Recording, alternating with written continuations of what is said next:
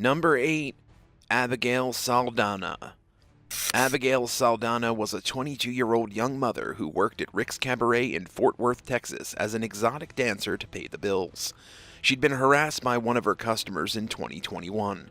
By October of that year, the client, 54-year-old Stanley Saliga, had started stalking her after Saldana found a tracker he'd installed on her car. She posted about it on Instagram, pleading for help. Things took a tragic turn, though, when the Fort Worth police responded to a 911 call about an accident on Highway 183 in November of that year. Officers found Abigail inside the vehicle with gunshot wounds on her body. She was soon pronounced dead at the scene. The authorities questioned Saldana's co-workers and learned about the stalking Saldana had been subjected to. A SWAT team arrived at Saliga's apartment the next day with a search warrant. He refused to come out, and they eventually forced their way in. He was arrested and admitting to shooting Saldana while she was behind the wheel of her car. He was charged with murder and is being held on $250,000 bond at the Tarrant County Lon Evans Correctional Center. Number 7. Westfield Watcher. In recent years, a property in Westfield, New Jersey had gained popularity as a house that's not only haunted, but monitored by a mysterious person. This phenomenon was discovered by Derek and Marita Broadus, who paid $1.3 million for the home in 2014, never knowing the terror and drama that would soon unfold. Soon after moving in, letters began to arrive from a person who called themselves the Watcher. At first, Broadus thought it was just a prank, but when letters started revealing information about the family's everyday life, it became clear that someone was actually watching them. One of the letters read, "All the windows and doors allow me to observe you and track you as you go about the house. And now I watch and wait for the day when their youthful blood will be mine again," it said, referring to the family's children. Months passed and the letters kept coming, each one becoming more and more unsettling. One asked if the owners were, quote, able to fill the house with young blood. It continued after this saying, quote, "I am pleased to know your names now and the name of the young blood you have brought to me. Once I know their names, I will speak to them and draw them to me." The Watcher claimed he would call out to the children and lure them into the woods. Other letters implied something was hidden in the walls of the house. The letter read, "Have they found what is in the walls yet? They will, in time. Have you found all the secrets it holds?" This would be enough to leave anyone terrified. The family later launched a civil lawsuit against the former owners, the Woods, saying they received letters and were aware of the stalker but didn't disclose the information when selling the house. On October 18, 2017, a court dismissed the lawsuit, and the identity of the Watcher remains a mystery to this day. The house has been in the market since 2017 with no buyers.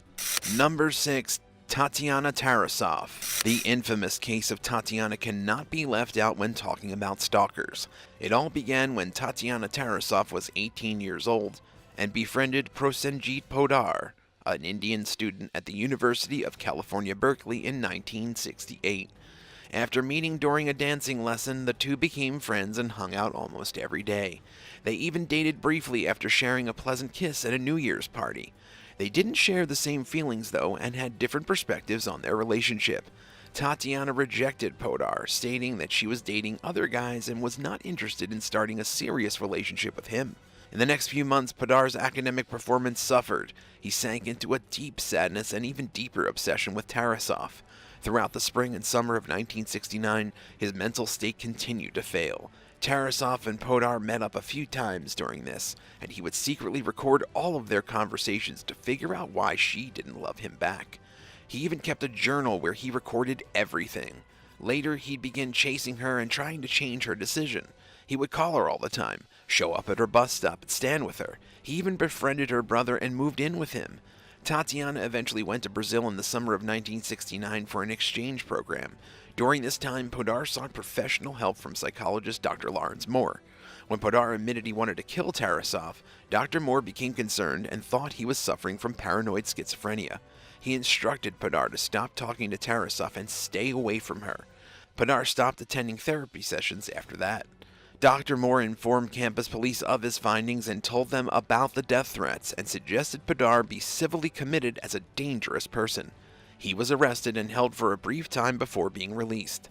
Tatiana was not notified by authorities or medical professionals about any threat to her safety at all. Padar kept stalking her after his return, and on October 27, 1969, Padar murdered his former friend. He arrived at Tatiana's house and shot her 14 times with a pellet gun before stabbing her. He turned himself in after this and was convicted. His conviction was eventually overturned on the grounds that the jury was not properly instructed during the trial. Padar was not retried and was instead deported back to India after only 5 years in prison. For all the suffering he put Tatiana through, this punishment was hardly enough for justice. Do you think Tatiana's death could have been prevented? Let us know your thoughts in the comments below and be sure to subscribe. Number 5. Celeste MANNO. Our next incident takes us to the land down under in Australia, where Celeste MANNO was a 23-year-old woman living in Marinda, a Melbourne suburb. She majored in criminology and psychology in college and worked as a team leader at a call center in Mill Park. In 2019, one of her co-workers was fired, and despite not being friendly with him, she treated him with kindness and walked him out of the building. Something about this action led the 35-year-old male to start stalking MANNO on social media, creating multiple profiles when she blocked him. She even eventually made a police report. But in November 2020, while MANNO was at home with her mother, the man broke into her house through a window and at around 4 a.m., stabbed her to death. He then left the area by climbing over a side gate. Not long after, he crashed his car into the Marinda police station and was arrested. He was escorted to the hospital where he received medical treatment for minor injuries and after his release was charged with murder. Number 4. THERESA SALDANA. Our next story centers on a movie star, 27-year-old THERESA SALDANA, who was a Brooklyn, New York native. She was a celebrity in the 70s and 80s that attracted and became the obsession of 47-year-old Scottish drifter Arthur Richard Jackson. His infatuation with Saldana rose to the point that he went to the States to, quote, be close to her in 1982. It was his fantasy, his dream, and his plan to not only find her, but also murder her and commit suicide so that they could spend eternity together in the afterlife. Talk about a twisted devotion. Once in the States, Jackson hired a private investigator to find out everything he could about Saldana. He got her address, and as she walked out of her house in broad daylight, he assaulted her, stabbing her 10 times in the torso with a hunting knife, leaving her inches from life. A delivery man dashed out of a nearby apartment block and came to the actress's aid, subduing Jackson and saving her life. Jackson was found guilty of attempted murder and sentenced to 12 years in prison. He continued to make threats against Saldana while incarcerated and started to send them to the man who saved her as well. The actress lived in constant terror as she received letter after letter. He'd write that if it wasn't him, he had people who could kill her, and that when he was released, he would track her down and finish the job.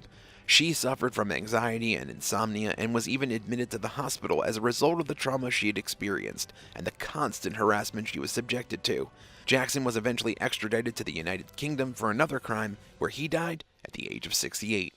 Number 3. RANDI BARBER. In 1996, Gary Della Penta fell in love with RANDI BARBER, a young woman from California. He was constantly asking her out, bringing her presents, and trying to win her over after they met through a mutual friend. Della Penta even became a member of her church. Barber, who'd rejected his approaches, went to church leaders to express her worries. After this, Della Penta was kicked out of that church.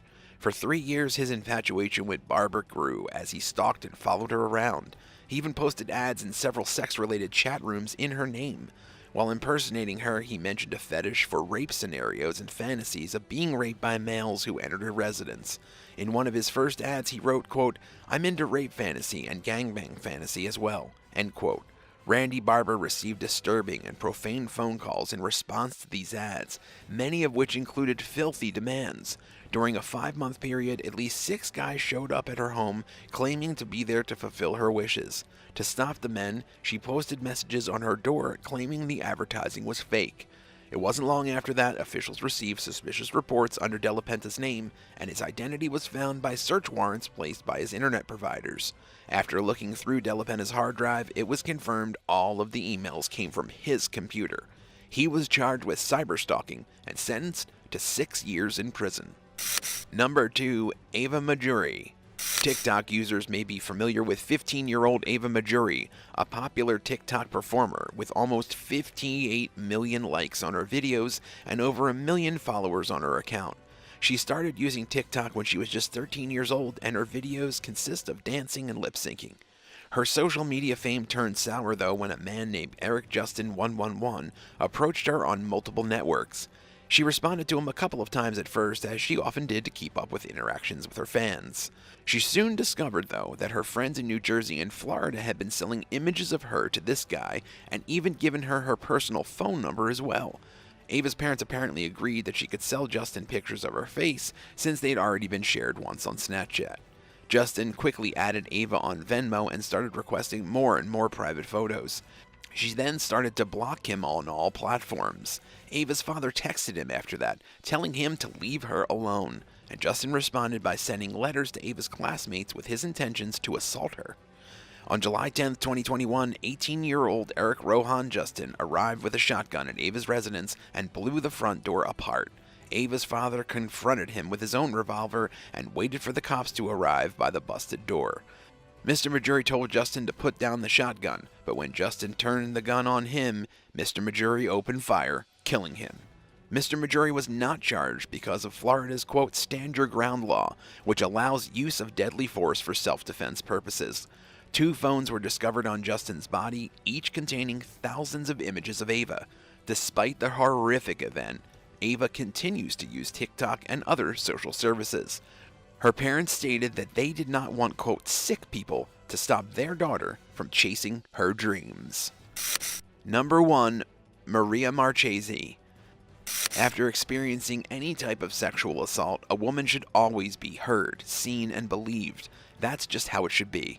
45-year-old Maria Marchese, though, disrespected rape and sexual assault survivors everywhere by falsely claiming rape on a 4-year terror campaign against 45-year-old psychiatrist Dr. Jan Falkowski in London back in the early 2000s. Maria met Dr. Falkowski in 2001, when he was treating her then romantic partner. She became infatuated with him at that time, and quickly got his cell phone and home number. She started stalking him after that, and proceeded to make phone calls, write letters, and send him text messages constantly. She would profess her, quote, unconditional love for him, and say that they were destined to be together forever. She also began threatening Dr. Falkowski's fiancée, Deborah Pemberton, believing she was trying to separate them and stop their happiness. She used text, emails, and phone calls to spy on the couple. She even made death threats towards Pemberton and sometimes Falkowski himself. In 2003, their wedding was put off when she threatened to burn Pemberton down in her wedding gown and implied she'd die if they went through with the ceremony. Marchese broke into the doctor's house multiple times as well, and even attempted to set off an explosion by turning on all the gas faucets. Deborah suffered a mental breakdown and fell into a severe depression as a result of this constant harassment, and she later ended her relationship with Falkowski over it all. Marchese went a step further in 2004 and accused the doctor of rape after getting a condom from his garbage and smearing his sperm on her underwear as proof during one of her many break-ins. Dr. Falkowski was a suspect for over a year before evidence was obtained to clear his name just 5 days before the court date. The sample contained traces of his new girlfriend's DNA, which helped to prove he had been framed by Marchese.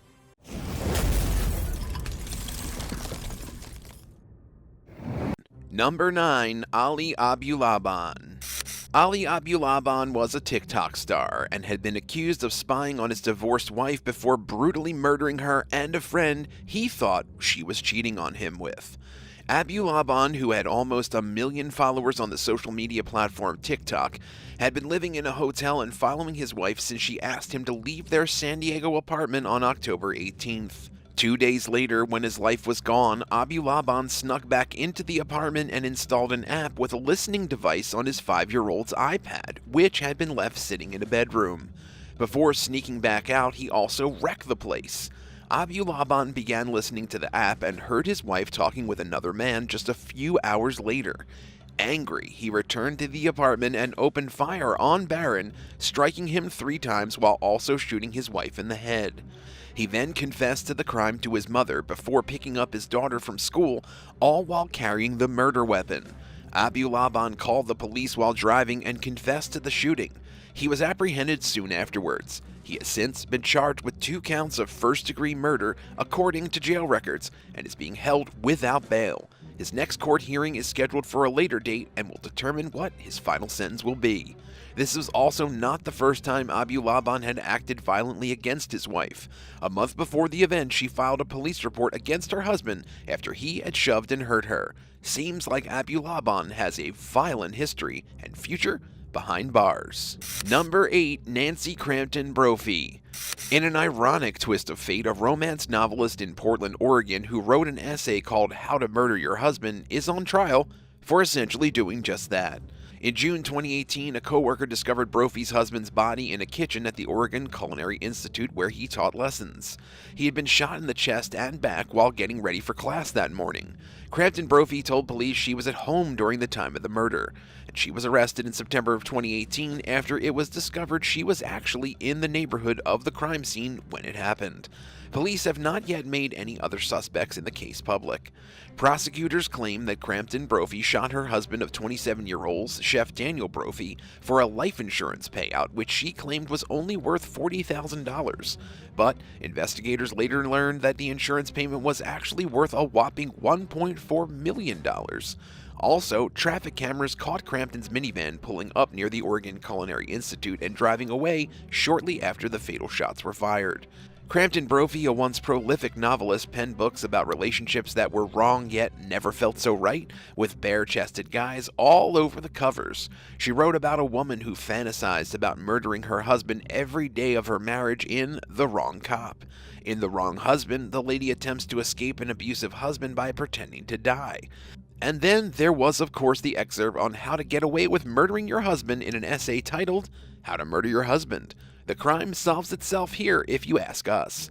In November 2011, she published the now famous blog post where she described the 5 primary motives and a variety of murder weapons she would choose if her character in a romance novel were to murder their husband.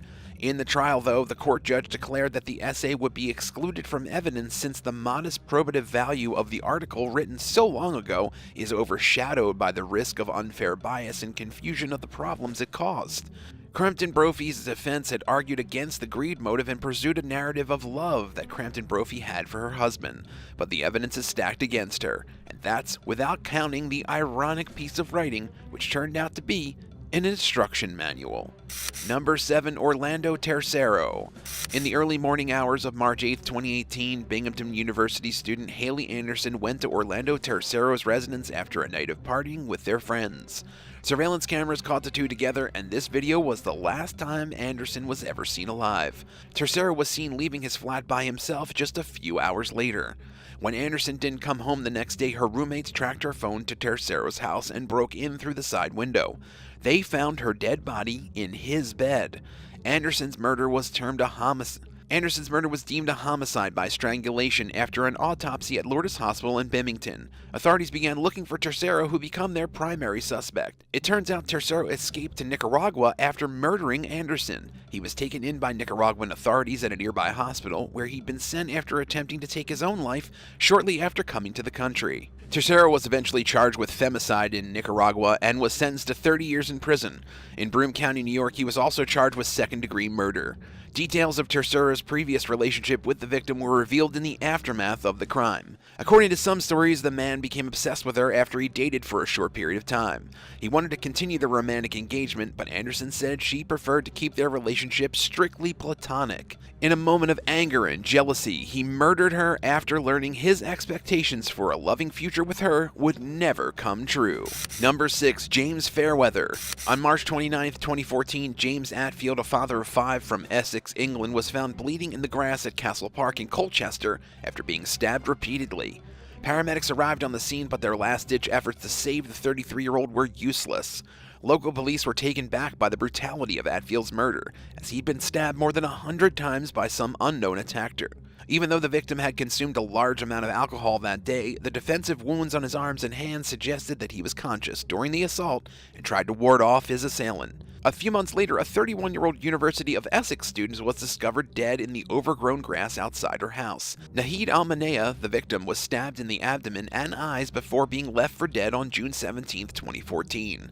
Authorities interrogated many citizens in the area who had committed knife-related crimes in their history. One of the people they interviewed was a man named James Fairweather, and he had been convicted of knife-point robbery in January of 2014. Fairweather was able to give an alibi, which initially removed him as a suspect in the deaths of Atfield and Al-Manea. But in May of the following year, a concerned dog walker saw the man loitering early in the morning with rubber gloves and a knife. Fairweather was arrested, and during later consultations with a psychiatrist, he told them about hearing voices in his head urging him to commit terrible acts of violence. A psychiatrist later testified that James had some of the most antisocial and violent thoughts they'd ever heard from a patient. Investigators discovered videos on serial killers like the Yorkshire Ripper in Fairweather's possession, and it was revealed that he had an obsession with mass murderers before becoming one himself. He was found unanimously guilty of murdering both Atfield and Al-Manea in April of 2016. As a result, he was condemned to a life in jail with a chance of parole after 27 years. Number 5. Terry Kelly. On October 6, 2021, a little kid named Cleo Smith vanished from the Blowholes campsite in Western Australia's Gascoyne region. During an interview with the child's mom, she said Cleo had got up around 1:30 a.m. the night before to ask for water before falling back asleep. Smith had disappeared without a trace, along with her sleeping bag, and when her parents woke up the next morning, they instantly alerted authorities, who coordinated a massive air, land, and sea search the same day. The Western Australian Police Force declared on October 21st that they were looking at the case as a kidnapping, and they offered $700,000 in reward for information leading to Smith's recovery. The child was missing for 18 days before being found, quote, alive and well inside a closed house minutes away from her family's home in Carnarvon. Investigators described that they used forensic leads to secure a search warrant for the house. Terry Kelly, the suspected abductor, had a doll fixation and a room full of toys in his house, despite the fact that he had no children of his own, according to his neighbors. When officers rescued Smith from Kelly's house, the child was found playing with some of Kelly's toys, according to police. The man was accused of various crimes, including forcibly taking a child under the age of 16, and is scheduled to appear in court in early November 2021. In January 2022, he pleaded guilty to kidnapping and faces a maximum sentence of 20 years in jail. His motivations were unknown, although others suspected his fascination caused him to seek out a living doll to add to his collection.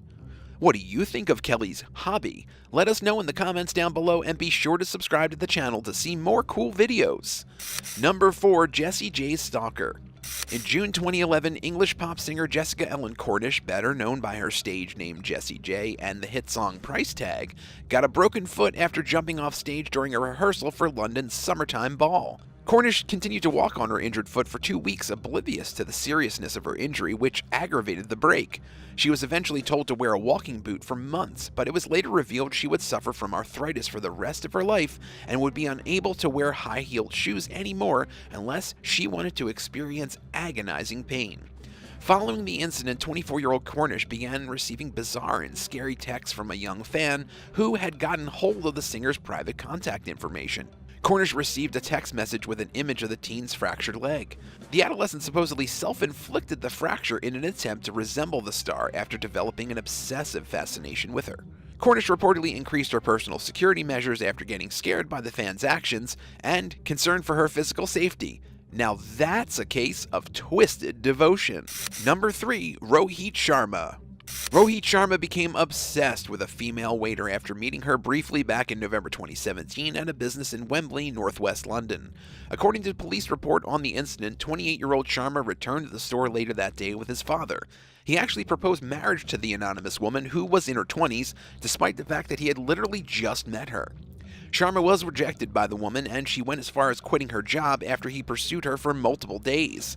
Sharma tracked down her new workplace and began spamming her with texts, phone calls, and social media messages on a daily basis. She officially reported her stalker to the police in February 2018, and he was handed a harassment warning. It was useless though, since Sharma continued his relentless stalking until he was charged in July of that year. He became a fugitive after failing to appear for a planned court hearing in November, and he remained on the run until April the following year when he was finally arrested. Sharma eventually pleaded guilty to the stalking, harassment, and failing to appear in court, and as a result, he was sentenced to 29 months in prison, following which he was to be considered for deportation back to his home country of India. For all the fear he put that girl through, it'd only be right. Number 2, John DUBIS. In August 2013, staff at Jennifer Lopez's pool home found a 49-year-old man who had been stalking the singer secretly living on her multi-million-dollar Hamptons property for about 6 days. Later reports identified the man as John DUBIS, a retired firefighter who, using the alias David A. Lopez, often posted messages on social media about his obsessive, manic crush on the famous celebrity. Thankfully, J-Lo was out of town during his lengthy home invasion. Neighbors initially assumed Dubis's vehicle, which was parked in front of the house, belonged to a friend of Lopez's. He also went virtually unnoticed by the grounds crew, spending his evenings on a random couch in the pool shed. Investigators think he posted many photographs to his social media accounts that were taken at various places on the mansion's grounds. Dubis bragged about allegedly marrying J-Lo and fathering his children in the captions of his disturbing posts. Local police ultimately apprehended him on the property and arrested him, charging him with stalking, burglary, criminal contempt, and possession of burglary tools. It was later revealed Lopez had obtained a restraining order against Dubis before he even broke into her home. Number 1, Augustine Lucas Mariani. At about 6:30 p.m. on November 29, 2021, police in Miami Beach, Florida were called to a neighborhood apartment after receiving reports of a stabbing. When the cops arrived, they found 20-year-old Augustine Lucas Mariani lying on top of a young woman, later identified as 29-year-old Delphina Pan.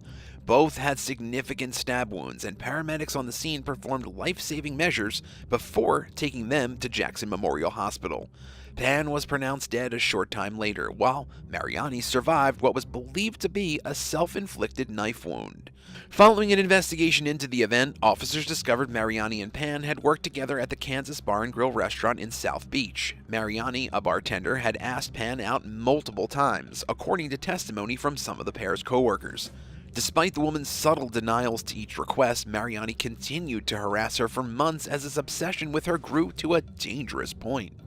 Pan left work early on the evening of her death for unclear reasons. According to the restaurant's manager, Mariani mysteriously left the restaurant a short time later as well.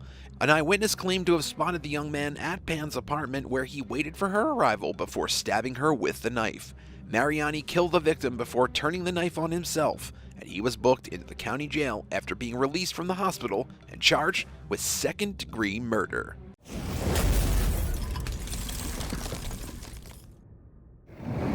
Number 9. Fake Friend. At the beginning of 2022, 31-year-old Matthew Hardy was sentenced to serve 9 years behind bars for what he did to 22-year-old OnlyFans creator Abby Furness. In 2019, Abby got her first taste of Matthew's wrath after spending a few weeks in Ibiza with her boyfriend and some other close friends.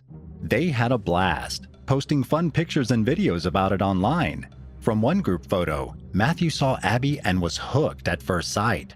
About a month or so after the vacation, the woman started getting messages on her phone from who she thought was one of the girls she'd met on her travels.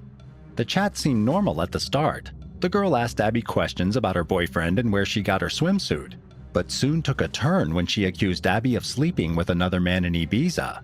In reality, Matthew was the one sending the strange messages. For months, he stalked her social media and got lists of everyone close to Abby. He even reached out to her boyfriend several times claiming she cheated on him. Hardy also told the girl's family members that she was sleeping with her uncle. At this point, Abby knew she had a stalker and told her loved ones who were understanding but still taken aback. Matthew made fake profiles of Abby and used them to talk to people she knew. One of his victims was her former boss, who personally reached out to Abby after growing suspicious of the chats. The messages between the fake Abby and the man included nude photos and inappropriate language. Months later, after a completely different stalker showed up at her parents' house with a bottle of alcohol and a note, Abby discovered Matthew's identity during an Instagram Live. He had sent her a message on Facebook admitting to everything he'd done, but when she tried to talk to him, she was blocked. Eventually, Abby reported everything to the police. They discovered that Hardy had a lengthy criminal background and had been arrested many times for stalking over 60 women. Finally, he had to pay for what he'd done to them. While Matthew was sent to jail, Abby still lives in fear, unsure if another stalker is waiting behind the corner. Number 8. London Night Stalker. In 2009, London was hit by a horrifying trail of sexual assaults in the small neighborhood of Walthamstow. Many women were victimized by a criminal dubbed the E17 Night Stalker. No one knew who the suspect was until May 30th, 2009, when a woman was killed. Typically, the Night Stalker would beat up the girls, assault them, and then leave them for dead. But tragically, 35-year-old Michelle Samarawira was murdered during the attack. Her body was left discarded in an empty playground. With this development, detectives were able to unveil the rapist. They had CCTV photos of their suspect, but couldn't quite make out who it was, so they petitioned the public for help. Soon, they were contacted by the stalker's old boss, who identified him as Aman Vyas. Aman started his reign of terror when he was 24. His first victim was a 59-year-old who he attacked and brutalized in her own home. Apparently, after raping her, Aman said sorry and ran away. The terror only escalated from there. When Aman realized the police were onto him and the walls were closing in, he escaped to India. In 2011, authorities in the country arrested him and held him in custody for years until the UK could extradite him. In 2020, he was finally punished and given a minimum prison sentence of 37 years. Number 7. Phantom of the Opera. On March 2, 2022, 42-year-old William Warrington left a mental facility and immediately went to his parents' house and killed them. In his everyday life, William put on a mask and seemed like he was keeping it together. He worked as a successful property developer, but he was hiding sinister inner thoughts. He frequently used cannabis to cope with his deteriorating mental health. William had been diagnosed as a paranoid schizophrenic, and the cracks were starting to show. Soon he developed an unhealthy obsession with the hit musical Phantom of the Opera. For hours on end, he'd watch clips of the movie over and over until the character started speaking to him. He truly believed they were telling him to kill his parents. Strangely enough, one of the early warning signs for William appeared after he started stalking famous actress Kate Moss. He left her strange items outside a German studio she was working in. Some of them included a cake, a World War I helmet, sunflowers, and a Phantom of the Opera mask. For this, Kate filed a restraining order against William. In 2020, when the COVID lockdown began, he lashed out violently against his mom. His siblings were terrified and looked for help. William was told not to return home or else he'd face the consequences, but he didn't listen. His mother Valerie refused to give up on her precious son and let him come home. After another outburst in 2021, this time involving a knife, William was sent to a mental facility. Months after being admitted, he escaped during a short period of escorted leave. From here, the madman killed both his parents in a bloodbath. William remains in custody at another treatment hospital where he will stay until further notice. Number 6. The Watcher. Netflix recently aired an original show called The Watcher, based on a very real stalking case out of Westfield, New Jersey. After buying their dream home, Derek and Maria Broaddus and their family were excited for a new chapter in life.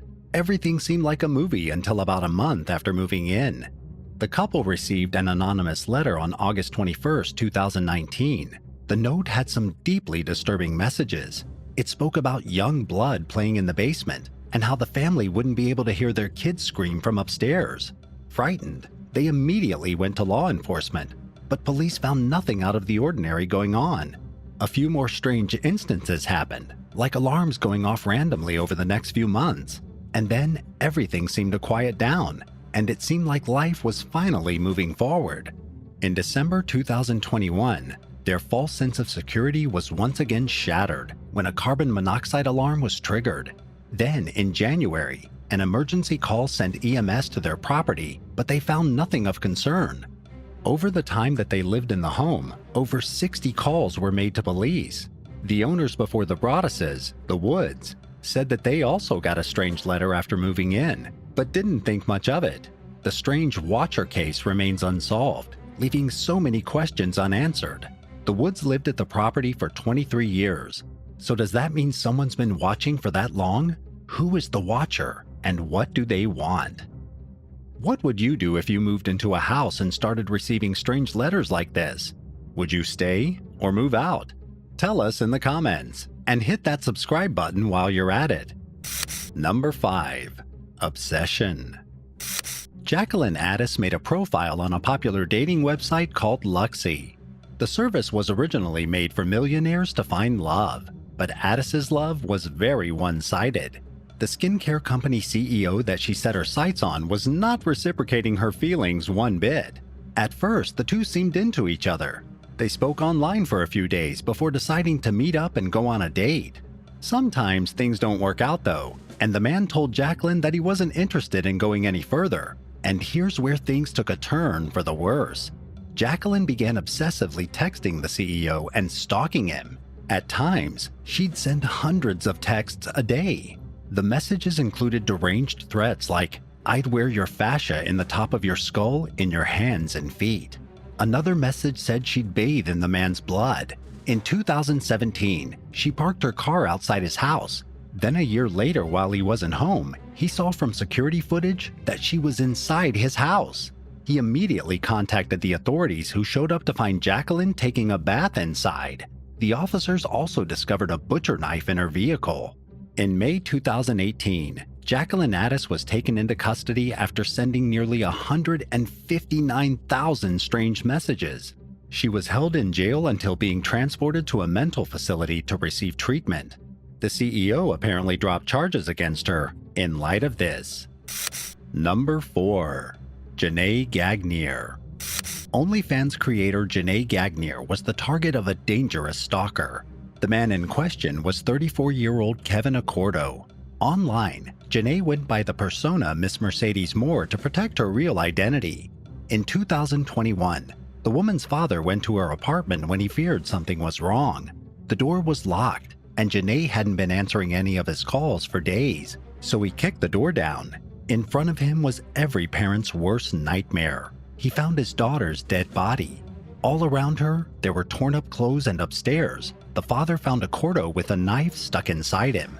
According to the dad, he was still alive at the time, but was bleeding out. Kevin had been obsessed with JENAE for a while. He'd apparently stalked her social media for some time, but never had a personal relationship with the victim until this point. He broke into her home before strangling the poor woman to death. Not long after, he took his own life, likely unable to live with what he'd done. Number 3. Drone. 43-year-old Mary Dunham was going about life as usual in early 2020. She was driving home from work one day when she started hearing a strange buzzing noise.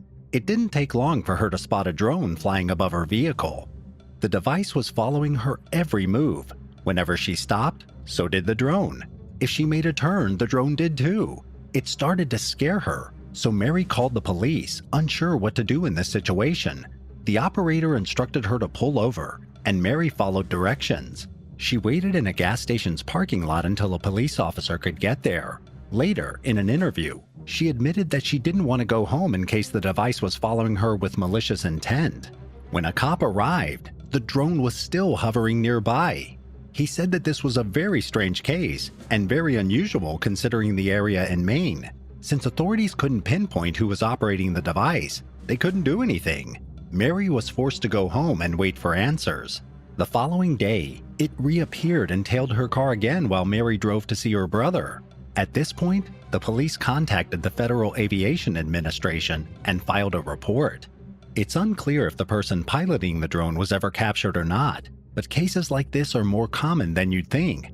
As technology advances, it's likely that stalking instances utilizing drones and other devices will be on the rise as well. Number 2. Taylor Swift. After her recent album release, it's once again been made apparent that Taylor Swift is one of the biggest stars in the world. With all this attention, there's bound to be a few unsavory individuals looking up at Taylor's shining persona. In November 2016, Frank Andrew Hoover violated a restraining order Taylor had against him. the man had apparently been stalking her for months. He even went as far as sending emails to Scott Swift, Taylor's dad. Finally, he was arrested for breaking the order. Years later in 2018, Frank was back to his old habits and sending the Swift family more messages. Only this time, the emails contained dangerous death threats. He called the Swifts an evil family of devils, and he escalated with more unsavory remarks. For this, he was given 10 years of monitored probation. During the first year of his sentence, he'll have to be tracked using a GPS. If he fails to follow through on these conditions and stay at least 1 mile away from the Swifts at all times, he'll receive jail time.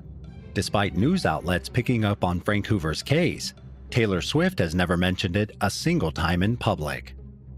Number 1. Pete Davidson.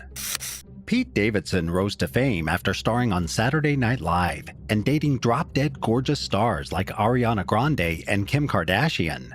Michelle Moutretti was served a protection order against Davidson after trespassing on his Staten Island property. She snuck into his home in 2021 through an unlocked side entrance, then sat down at the man's dining table as if nothing was wrong.